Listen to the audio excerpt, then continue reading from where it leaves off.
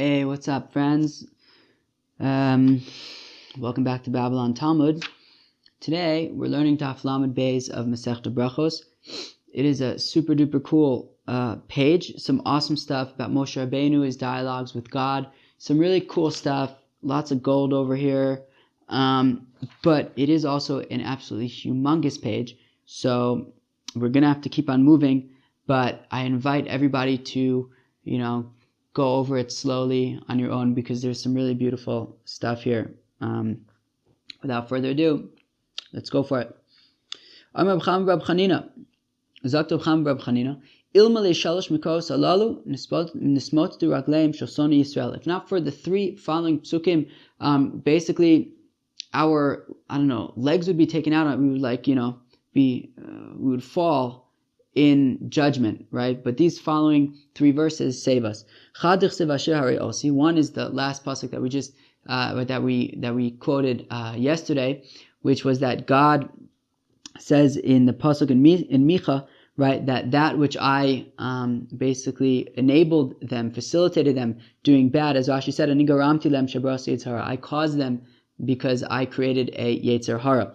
So we can always pull out this pasuk if God is going against us and trying to get us in trouble for something. We say, look, you yourself said Vasher Hari Osi. Another pasuk it says, Hine kachomer biyad yotzer kinatem biyadi beis Yisrael. That just like the material in the hand of a creator, right? A creator who works with raw material. So it says, so are you in my hands, Israel. So basically the point is, God can create us however He wants to create us, and He created us with a yetzer hara. So that was His doing. Another pasuk that says, "Vasirosias leva even mibsarchem v'nasati lachem lev basar."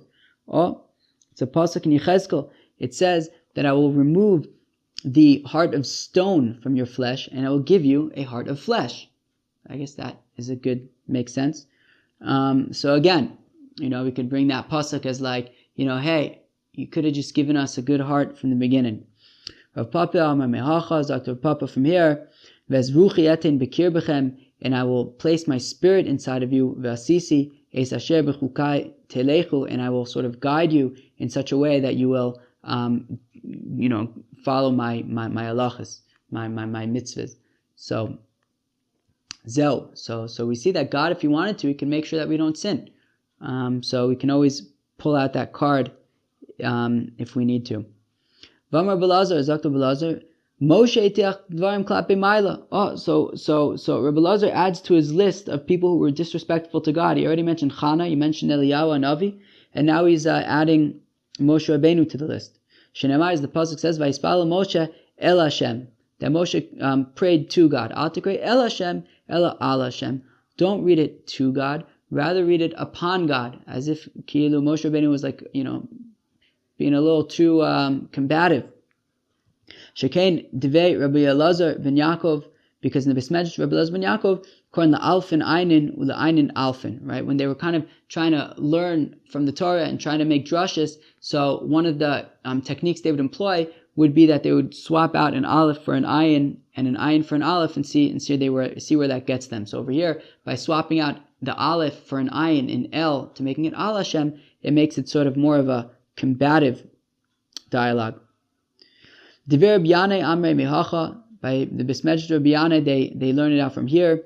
V'dizav, that in the first pasuk in all of Sefer Devarim, it's listing basically, as Rashi says over there, it's listing all the places where the Yidden angered God.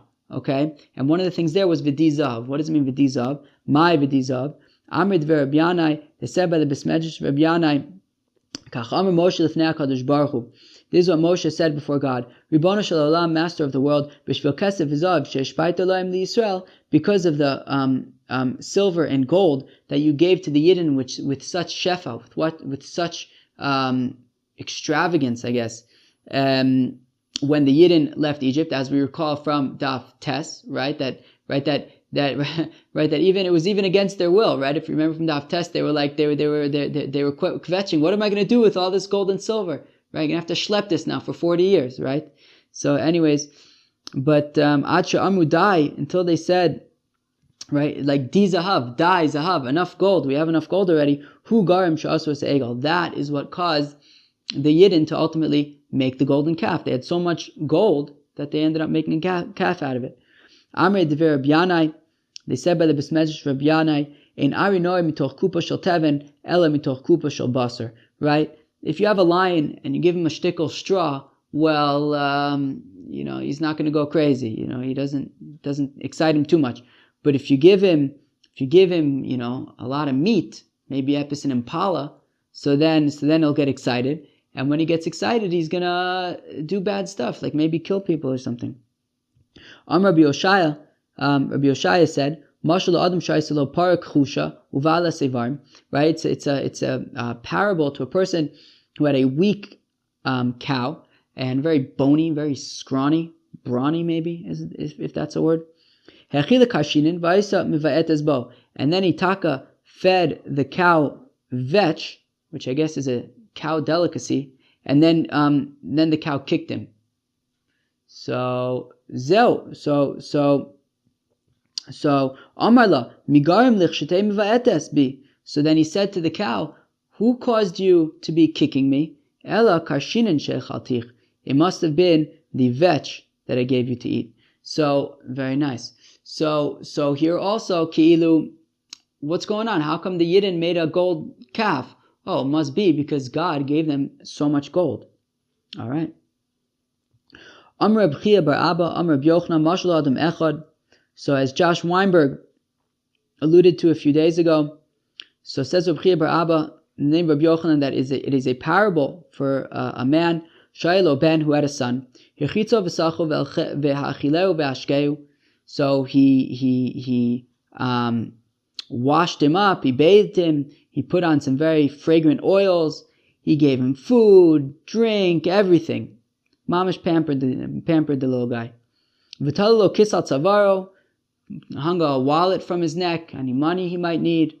V'oshiva al pesach shel zonos, and then he dropped him off at the local brothel.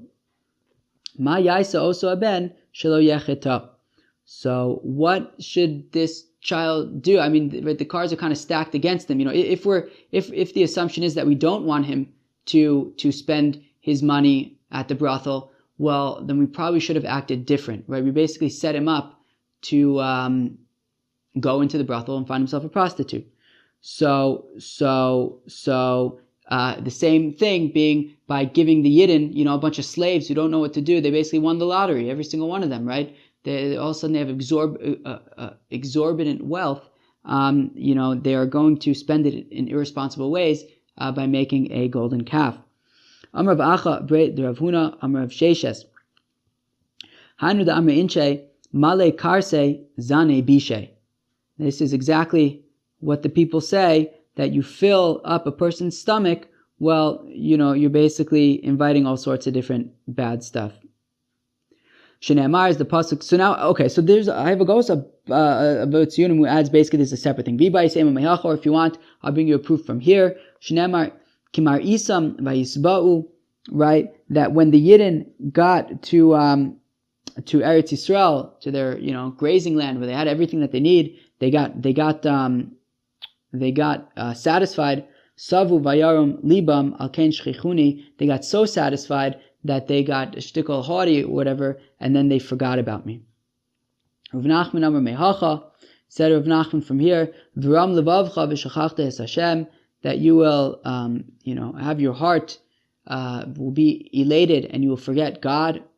Okay, I feel like we're getting a little bit off topic over here, right? I think we were trying to prove that there are times when God this is, I don't even know what we're trying to do anymore. Are we trying to prove that God, that Moshe was Yitiach Dvarim Klapi Ma'ala? Oh, Mistama. So I guess what? I don't really understand. Or is this just maybe this is moving on to a new thing. Okay, Kilu, fine. We said that Moshe was disrespectful to God because he said V'di Zahav, and it was your fault for making them do this, I guess. I don't know. This is actually a little confusing.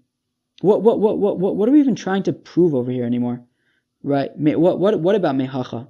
Is this that? I don't know, either it's that Moshe Rabbeinu was like disrespectful to God because he was saying you caused him to make the Cheder Egel, and now we're just like, and then we went on to the whole like gold trip and how they had this gold and they were irresponsible because they didn't know what to do with it. And then like it's over here also, that you'll rise up and you'll have everything that you'll need, and then you'll go against God. Or maybe it's trying to say also like back to the original thing, like no, that these things that we can kind of bring in court against, using it, to defend ourselves against God. Well, you gave us all this good stuff. Now, of course, we're going to forget you. I don't know. Rabbanan Amr, the rabbi said, Mehacha, from here, that you will eat, you will be satisfied, you will have all sorts of delicacies, and then you will turn away from God. From here, Vayishman Yishurun Vayivat, it says in Parshas Vayazinu that Israel will get fat and then they will kick back. Amr Bishma Bar Nachmani, Amr Rabbi Yochanan, Minayin Shechazar Kadosh Baruch Hu v'hodelo LeMoshe. How do we know that in the end God actually admitted to Moshe that he was right and that maybe he shouldn't have given them all that gold? Shenemar v'chesed v'beisilah v'zav asu labah. This is a pasuk from Hosea. It says that I gave you all this gold and silver, and it was then unfortunately used for idols. Okay, very good. Yeah, I guess all these psukim were kind of like on that train of like Moshe hitiach devarim klapi ma'ala, and said out like, God, you kind of caused the Yidden to do this by giving them all this good stuff. Like if you didn't want them to get excited, you shouldn't have maybe given them all that gold or all sorts of good stuff. But at the end of the day, we also like all that good stuff, right? All right. Vaydaber Shema Moshe lech reid. So now God said to Moshe, so this is in Parshas Kisisa when the Yidden made the golden calf. So God says to Moshe, Moshe was up on Mount Sinai getting the luchos, and God said, hey, you better get out of here. My lech reid, what does it mean get down? Amar Belazar, Amar Kadosh Baruch Hu Moshe, that God said to Moshe, Moshe, reid mi gedulascha. All right, go down from your gedula, You're the CEO over here. You're the fancy leader of this, millions of people. You're up here with me on the mountain, while everyone's down there, very fancy. But look, at the end of the day, klum nasati l'cha gedula ele b'shvil Yisrael. You only have this great, this greatness. You're the whole reason why you're standing here with me is because you're supposed to be leading this nation. V'achshav Yisrael chatu atalamali. Right? So look. But now the nation has gone astray, so I don't need you, or basically your whole purpose here is to make sure that this nation is thriving, and they're clearly not. So you better get down there and put out some fires. So miyad tashash kocho shel Moshe. So immediately Moshe was like stunned. He did not know what to do. Couldn't even speak. He was like completely paralyzed. And surprised and stunned by this development. And then immediately when God said, now get out of here, I'm just going to destroy the Bnei Yisrael, Moshe snapped back into leader zone and took control of the situation, and he said, look, davar zeh talui bi, and he realized like, okay, this is up to me. Miyad amad ve'nischazek b'tfila u'vikesh rachamim. Immediately he got up and he started praying and asking for mercy. Right? When God said heref mimeni v'ashmidim, get away from me and I will destroy them, he basically realized like, yeah, if I'm useless now, if I leave, God will destroy them. But if I stick around and I do what I'm supposed to be doing as the leader of this nation, then I could actually prevent this. So mashal lemelech. It's a parable to a king, Shekos Abano, that he got angry at his son, Vayamakeu Maka Gedola, and he was mamish beating his kid. Vayaoav Yoshev Lefanav, and one of the king's friends was witnessing this. And Misyari Lomar Lodavar, and he was stunned. He didn't know what to do. He's the king. Do I tell him not to? But maybe he's not acting rationally. So Amar Melech Ilmule Ohavi Zeh Sheyoshev Lefanai Haragticha. If not for the fact that my friend over here was sitting in front of me, little man, I would mamish kill you. Amar davar zeh talibi. He said, oh wow, I actually have a very important role to be playing over here. The whole reason why this kid isn't being killed is because I'm here. I can actually do something. Clearly, I mean something to this king. So miyad amar b'itzilo. So immediately he got up and he saved the kid. Same thing over here with Moshe. He realized, like, I have a role to be playing over here, and he got up and he prayed and saved the Yidden. Right, so now God says, now leave me, right, and I will get very angry and destroy the Bnei Israel. And I will make you into a great nation, which is very similar actually to what we saw yesterday with Eli and Chana, right? Basically, Eli said, look, let me just kill Shmuel and I'll give you an even better kid. So here also, it's interesting, we see God says, look, get out of here, leave me alone, I'll destroy the Bnei Israel and I'll make you into an even stronger nation. So Amar Rabbi Abba, Ilmale Mikra Kasuv, Yefshel Omer. Now for the fact that we actually have this pasuk that says this, we wouldn't be able to say this on our own, which is what? Melamed Shetafso Moshe LaKadosh Baruch Hu Ka'adam Shutofes Es Chavero Bevigdo. Right? From the fact that it says Hanichali, get off of me, leave me alone, and I'll destroy everybody. Right? We learn that Moshe was grabbing on to God, right, and he wouldn't let him go, as like somebody's grabbing onto his friend. And he said, God, I'm not letting go. I'm not going to let you go anywhere until you forgive the Bnei Israel. And I will make you into a great nation, God said. So Rabbi Elazar said that Moshe said before God, Ribono shel olam, Master of the world,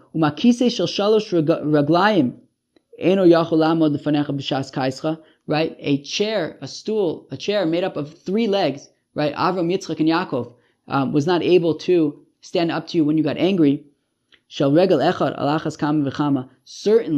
a chair that made up of only 1 leg, i.e., just me. If you make me into a nation, certainly you'll just get angry and destroy them right away. Not only that, I'm embarrassed from my fathers, from Avram, Yitzchak, and Yaakov. Yomu, now they're going to say, they're going to say, oh gosh, look at this useless leader Moshe that God gave to the Jewish people. All he cared was, having his fancy position there at the top of Mount Sinai with God. But when things got difficult and he actually needed to show his leadership abilities and save this nation, he was nowhere to be found. So Moshe realized he had to, he had one priority right now, and that was get these people saved. Vayichal Moshe es pnei Hashem. So Moshe, what's the word? Vayichal. He I don't know. I feel like I thought of a word before, but I forgot. So I should really keep things going. But basically, he prayed to God, but was very insistent. Okay. Amar Belazar says, Moshe betfila lefnei HaKadosh Baruch Hu ad she'echileu. So this little bit is like a little, I don't know, it's a little choppy, so just stick with it, right? That Moshe stood there in tefillah until he made God sick or something like that. Rava Amar ad she'hefer lo nidro. Rava said that Moshe stayed there until he managed to get rid of God's neder, his promise that he was going to kill the Jewish people. It says over here, it says at the beginning of Parshas Bahar, lo yachel devaro, right, that he shall not, he shall not violate his word. We said, he's not able to basically undo his neder. Aval acher mochel lo, but other people could undo his neder for him. So basically, Moshe had to undo God's neder. Ushmuel amar melamed shemasar atzmo lemisa aleim. Shmuel says that it teaches that like a halal is a corpse, right? So it's like Moshe Kilu gave himself over, readied himself to die for the cause. Shenemar v'im that if you're not going to forgive the Jewish people, mechenina misifrecha, then erase me from your book, i.e. kill me. Amarav Yitzchak milamet shehechele aleim midas rachamim. So it's as though he placed upon them the attribute of mercy. I guess he turned on God's attribute of mercy for the Jewish people. It teaches that Moshe said before God, Ribono shel olam, Master of the world, chulin hu lecha me'asos kadavar zeh. It's chulin. It's very banal. It's like something very it's pasnished. It's for you to do something like this. It's I don't know, just what's a chulinu? It's like beneath you, kilu. Vayichal Moshe es pnei Hashem, and then okay, so the pasuk says that Moshe kilu prayed to God. Tanya, we learn in the Brisa, Rabbi Eliezer Agadol Omer, Melamed she'amad Moshe b'tefillah lifnei HaKadosh Baruch Hu ad she'achazato achilu. Okay, so it teaches that Moshe stood up before God until it overcame him. Achilu, my achilu, what's achilu? Amar Rabbi Elazar, Eish shel atzamos, fire in the bones. My eish shel atzamos, Amar Abai eshta degarme. It's basically a fever. Okay, so Moshe got himself sick as well. Okay, fine.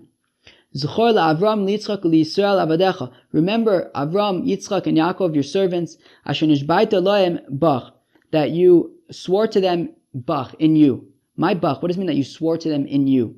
So Amar Belazar, Amar Moshe lefnei HaKadosh Baruch Hu, Ribono Shel Olam, Master of the world. Ilmele nishbata lohem b'shamayim v'aretz ha'isi omer k'shem sheshamayim v'aretz b'telim kach shvuascha b'tela. If you would have sworn to them, right, that you're going to give them lots of children and bring them to Eretz Yisrael, right, and you swore by the heavens and the earth, so I could taina, okay, fine, the heaven and the earth, maybe one day, they could theoretically be destroyed and go away. But you swore to them in Bach, in you, in your own name, your great name. Just like your great name exists forever. So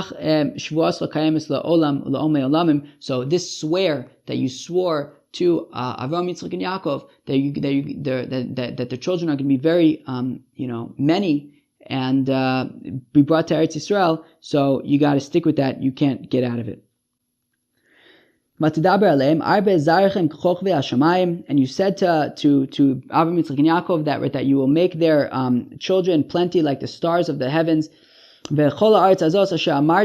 And all of this nation and all of this land that I said. Okay, so the Gemara wants to say that when it says Asher Amarti, it should really say Asher Amarta, that you said, right? Not that I said, because it's Moshe speaking. Okay, I mean, from the context, you can argue either way, but okay.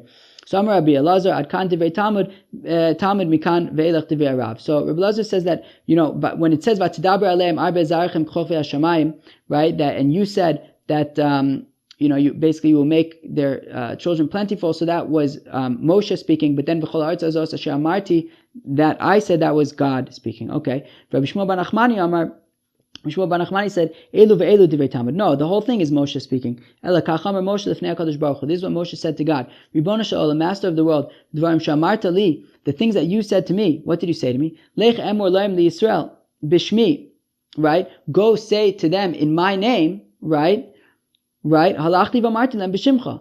I went and I said them in your name. Achshav ma'ani omar lem. What will I say to them? Basically, at the burning bush, God told Moshe to go to Bnei Israel and say all sorts of stuff, right? And that what? That he's going to bring, the Bnei Israel to Eretz Yisrael, right? So basically, Moshe is saying all these things that I said, right? When I said we're going to take you out of Egypt and bring you to Israel and all that stuff, it's all going to end up being false, and that's not right to me.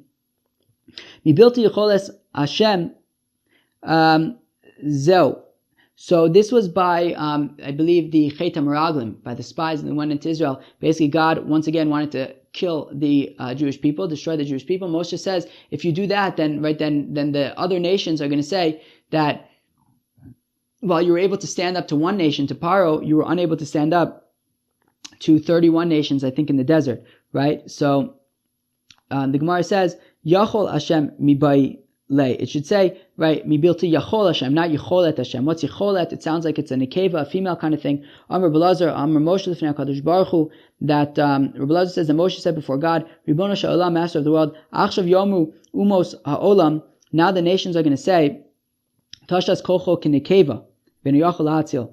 Okay? The nations are going to say that God got weak like a girl and he can't save the Jewish people. Okay? Interesting. Amar Kadosh Baruch Hu to Moshe. So then God said to Moshe, "V'alo kvar ra'u nisim gvurosh asisi lehem al hayam." And he says, "What do you mean? They already saw that I could do cool stuff like at when I split the sea. So what do you mean? Just because I ended up destroying them in the desert, they'll still have the splitting of the sea as a reference." So Amar Lefanav Ribono Shel Olam Adayin Yesh Lehem Lomar, but Moshe says, yeah, but not quite. Let me teach you. I'm a human being. I could tell you a thing or two about human beings, right? The Melech Echad Yachol Lamod.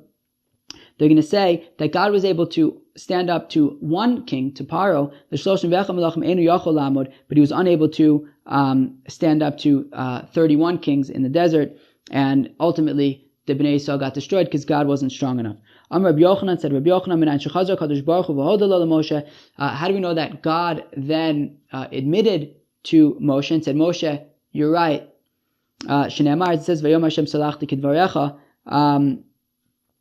that God said, I have forgiven them like your words. And it's interesting, this isn't the first time that we've seen Moshe kind of teaching God something about human nature. It's funny, right? We had that also on Daf Tes when God said, okay, Moshe, tell them asher right? That I'll be with them in future enslavements like I am with them in this enslavement. And Moshe's like, God, like, that's not a good idea. Don't tell slaves that they're going to be slaves again. And God was like, oh, thanks, yeah.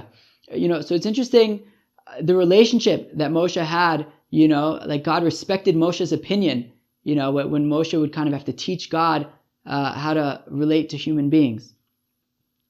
Tani Dvei Rabbi Yishmael, who started the best mention Rabbi Yishmael Kidvarecha, right, when it says Salachti Kidvarecha, I've forgiven like your words, Asidim Umos Olam Lomar Kain, right, that the nations of the world are going to say this in the future, Ashrei Talmud Shirabu Modelo, right, happy, fortunate is the Talmud, the student who is teacher admits to him.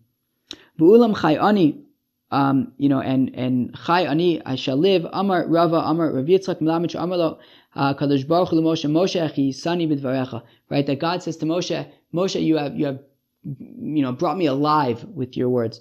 Darash Rabbi Simlai made the exposition. Darshan the Olam Yisader Adam Shvacho Shal Kadosh Baruch Hu V'Achar Kach Yispal. A person should always first start off with praise and then ask for what he needs afterwards. Now we saw this yesterday from Nishmala Rina Vela Tefila, right? We said Rina is like praising God, and then Tefila is asking for stuff. But okay, he's proving for somewhere else. Minala mi Moshe. We learn out from Moshe Dichsev V'Eschan El Hashem Ba'Yisahi. Okay, Moshe says that I prayed to God at that time. Okay, Uchsev, and it says Hashem Elokim Ata Chilos La'aretz Asavdecha Es Godlecha V'Yisyadcha Chazaka Asher Miyal B'Shamayim V'Ayis Asher Yaisech Masecha V'Chigvoresecha. Right, and then he spends a whole pasuk talking about how God, you're so great, everything is awesome.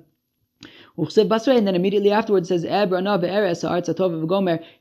I just, go and see Eretz Yisrael? So first he praised God before then asking what, for what he wanted. Okay, great. Moving on to the top of Lamed Beis, Amud Beis.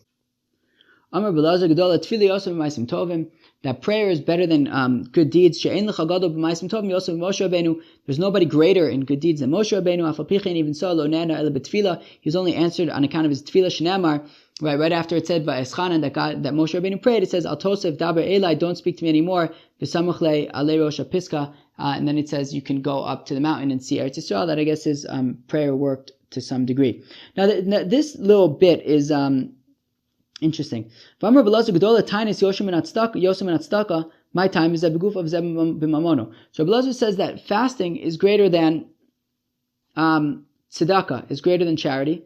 How come? Because fasting is with your body, whereas charity is with your money. Now, who knows what I'm thinking? Who knows the question that I'm thinking?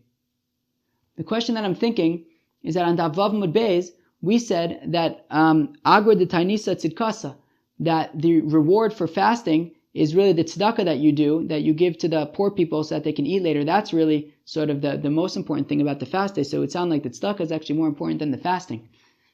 Who's got my answer? Anybody got my answer? I don't have my answer. So if you have it, please don't keep it to yourself. Let us know. V'amar Belazar, Gedola Tefila Yosem and HaKorbanis, that prayer is better than Korbanis. Shenemar. Right? So it says in the pasuk so we have two pasukim here in Yeshaya, right? One pasuk says is, I don't need all of your sacrifices, right? It also says, I also don't need any of your prayers, okay?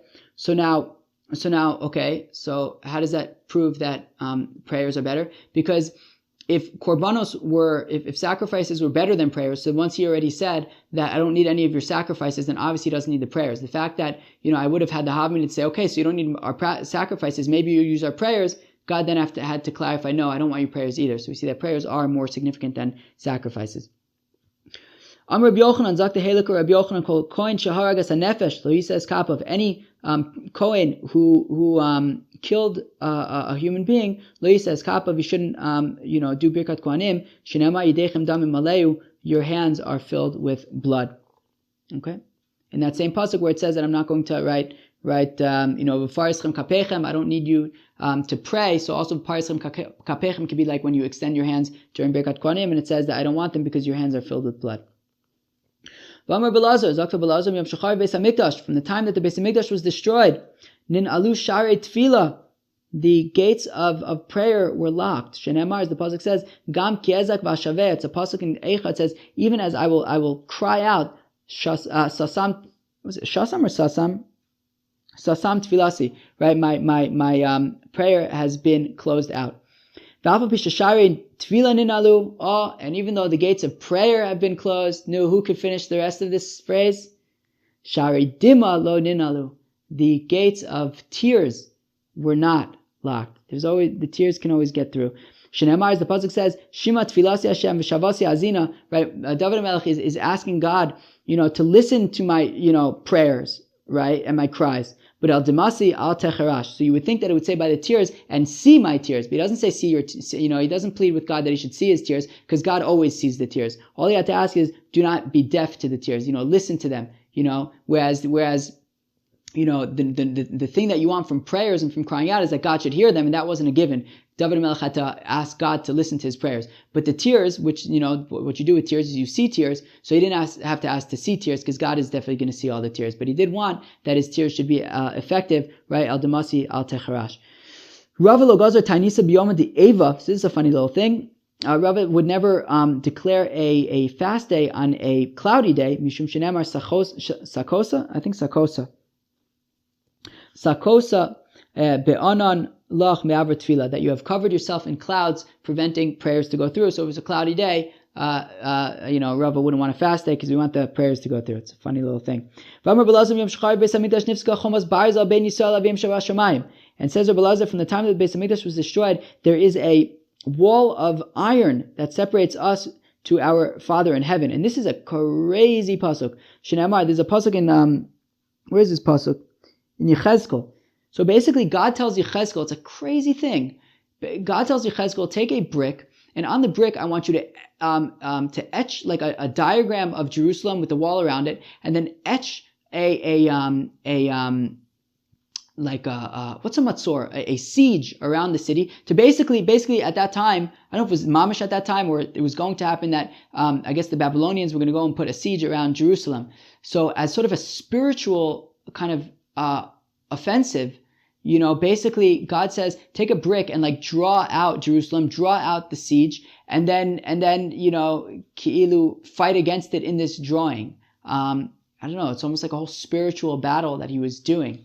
Sounds almost like a Kabbalistic kind of thing. I want you to go do this, I want you to draw out what you're thinking, and almost like a cool psychological, new age almost, kind of psychological practice, it feels like. God was saying, combat it by drawing what's happening and, affecting the outcome through your drawing and through, what you want to happen. Super interesting. But anyways, so the pasuk says there, Barzel, take a sort of pan, an iron pan, but an iron sort of piece, and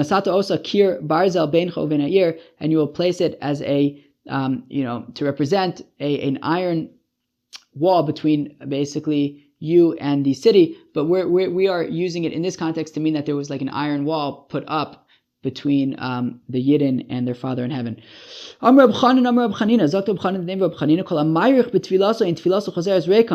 very nice. If you have a very long Shmona Esrei, your Shmona Esrei will not come back empty. Very cool. But again, it's good to have a long Shmona Esrei, not if you're standing behind somebody else. Minala mi Moshe Rabbeinu. How do we know this? We know this from Moshe Rabbeinu. Shneimar, as the pasuk says, Vespal el Hashem. It says, I will pray to God. Uchsiv basrei. And remember, that is basically when he went up to the mountain for 40 days and 40 nights. That sounds like a long time for me. Uchsiv basrei, and it says afterwards, Vayishma Hashem Elai Gamba Pamayi, and God answered me. So we see if you go up and you pray for a long, long time, God will answer you. Ini, is this really true? That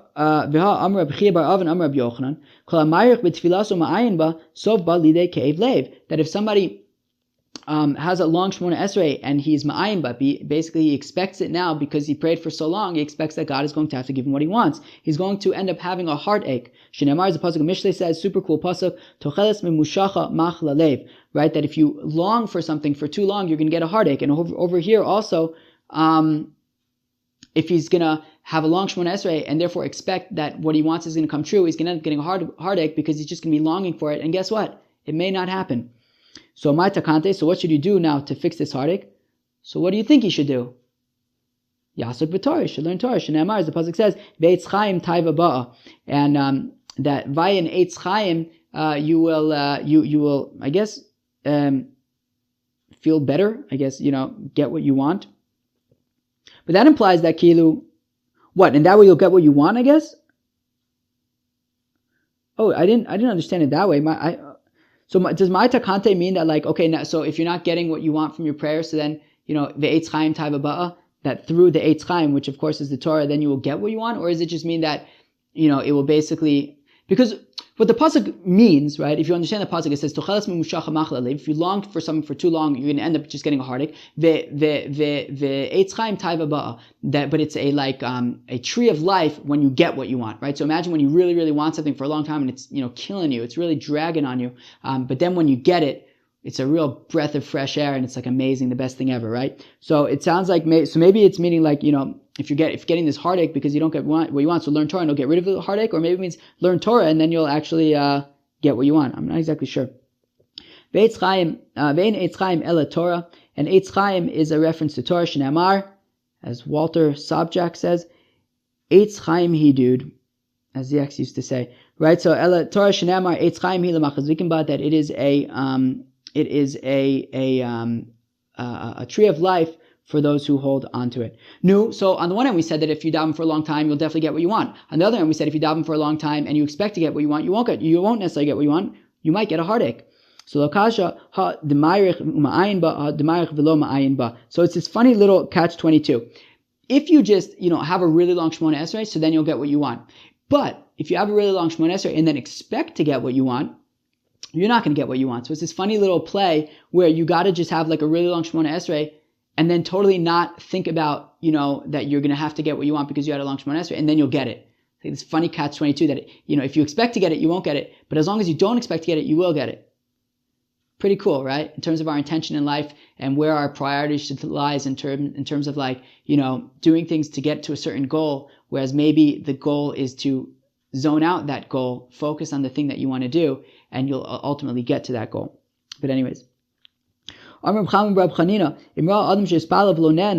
person sees that he prayed and wasn't answered, so what should he do? He should do it again. Pray again. Pray another time. Shneimar, as the pasuk says, Kavel Hashem, chazak v'amitzidecha v'kavel Hashem. Right? Hope for God, and then if it doesn't come true, go regroup, chazak v'amitzidecha, strengthen your heart, and try it again, v'kavel Hashem. Tanu Rabbanan, the rabbis taught, there are 4 things that need constant reinforcement. And these are them: Torah, Umaisim Tovim, Tefillah v'derech Eretz. That is Torah, you have to constantly be studying Torah. Maisim Tovim, you have to constantly be doing good deeds. Tefillah, you have to constantly be praying. And then v'derech Eretz. Derech Eretz is all these other things that we do in life, right? Our profession, our hobbies, whatever the other things that we need in life, they need constant practice. Whatever it is that we're trying to be good at, right? That we're trying to, develop, it's going to require constant investment. And Rashi gives some examples, right? If he is an artist, so he should constantly be practicing his art. If he is a merchant, if he's in business, he should constantly be involved in business. And if he's a soldier, so then he should constantly be thinking about making himself a better soldier. Torah Maisim Tovim Minayin. How do we know that Torah and Maisim Tovim you have to constantly reinforce? Shneimar, it says Rak Chazak ve'ematz me'od lishmor la'asos k'chol HaTorah, okay? That you shall be strong and courageous to guard and to do all of the Torah. So chazak b'Torah, ve'ematz b'maisim tovim. You should be strong in Torah and courageous in maisim tovim. So I almost like kilu chazak ve'ematz kind of match up with lishmor v'la'asos, right? So lishmor, I guess, would be to learn Torah. Maybe la'asos is to do maisim tovim, and that's how those line up. Tefillah minayin. How do you know that you always have to be strengthening yourself in tefillah and always praying? Shneimar kavel Hashem chazak v'amitzidecha v'kavel Hashem. Right? Pray to God once, and if you need to, Pray again. Don't give up. Derech eretz minayin shemar chazak v'nischazak b'soch amenu v'gomer. It's not chazak v'nischazek. I didn't pronounce that wrong. It's chazak v'nischazak. Anyways, so this is Yoav telling his group of soldiers that we will have to, no matter what, we will have to strengthen ourselves in order to protect our nation. So there we go. So that's the reference to the soldier always strengthening himself. But the Gemara wants to apply that to anything that we might do in our lives. We should constantly be reinforcing it and practicing and getting better. Vatom Tzion azavani Hashem. Wow. So Zion will say that God has left me, Vashem shchichani, and God has forgotten about me. Hainu azuva, hainu shchucha. So the Gemara wants to say, well, if God is, God leaving Tzion and God forgetting Tzion seem to be very similar. So Rish Lakish Amar Knesset Yisrael Ifnei HaKadosh Baruch Hu. So Rish Lakish says that Am Yisrael said to God, Ribono Shel Olam, Master of the world, Adam no say Isha al Ishto Rishona. Right? If a person was married and then he left his first wife, and then he gets married a second time, so Zocher Ma'aseh Rishona. Even though he may have had a difficult time with his first wife, he still remembers her. He doesn't just, forget her completely, erase her from his mind, right? So, however, you, God, you have not only left us, you've erased us from your mind, right? So, Amrullah HaKadosh Baruch Hu Biti, right? God said to her, my daughter, Yud Beis, okay, by the way, get out pen and paper or a computer or a calculator, however you do calculations. I haven't done the calculations. If somebody wants to do it and share it with the group, we will all appreciate that. So, blessings in advance. Here we go. Yud Beis Mazalos Barasi Barakia. I created 12 constellations in the heavens. Ve'al kol mazal u'mazal barasi lo shloshim chayil. And on each of these 12 constellations, I created 30, types of groups of soldiers. Ve'al kol chayil v'chayil barasi lo shloshim ligayon. And on each of these 30 groups of soldiers, I created 30 legions. Ve'al kol ligayon v'ligayon barasi lo shloshim rahaton, and on each legion I created 30 rahatons. V'kol rahaton v'rahaton barasi lo shloshim karton, and on each of the 30 rahatons I created 30 kartons. V'kol karton v'karton barasi lo shloshim gastra, and in each of these kartons I had 30 gastras. V'kol gastra v'gastra talisi bo shlosh meos v'shishim v'chamisha alfei ribo kochavim. And on each one of these gastras I hung 365,000 10,000s. So I think that's 3.65 billion maybe stars. So basically we're talking about a really high number of lots and lots of stuff. Okay? Keneged imos achama, right? Those 365,000 10,000s are keneged the days of the year, 365. V'chulin lo barasi ela b'shvilcha, and I only created those b'shvil Yisrael shenikra reishis, right? For you. Vat amart azavtani v'shachachtani, and you really think that I've left you and forgotten about you? Maybe I'm upset with you. I haven't forgotten about you.